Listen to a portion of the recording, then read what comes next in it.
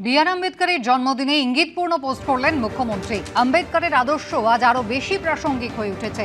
আমরা এমন এক সন্ধিক্ষণে দাঁড়িয়ে যখন গণতন্ত্র, ধর্মনিরপেক্ষতা, যুক্তরাষ্ট্রীয় কাঠামো, ন্যায় বিচারের মতো বিষয়গুলিকে আগলে রাখা প্রয়োজন। আমরা জনগণের অধিকার ক্ষুণ্ণ হতে দেব না। দেশের যুক্তরাষ্ট্রীয় কাঠামো, বহুত্ববাদ ও ধর্মনিরপেক্ষতাকে দুর্বল হতে দেব না। আম্বেদকরের জন্মদিনে পোস্ট করেছেন মমতা বন্দ্যোপাধ্যায়।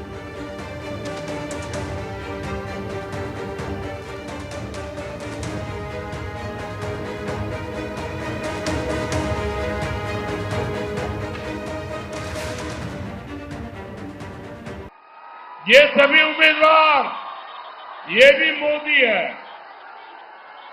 70 साल में आपने लेफ्ट को मौका दिया, कांग्रेस को मौका दिया, टीएमसी को मौका दिया।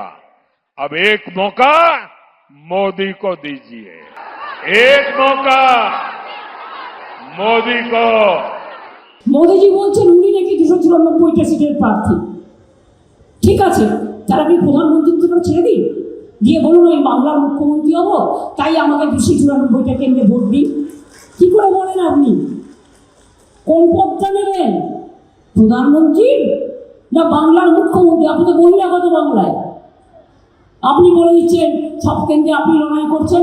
আগে দিল্লিটা সামলান, তারপরে বাংলার দিকে তাকান।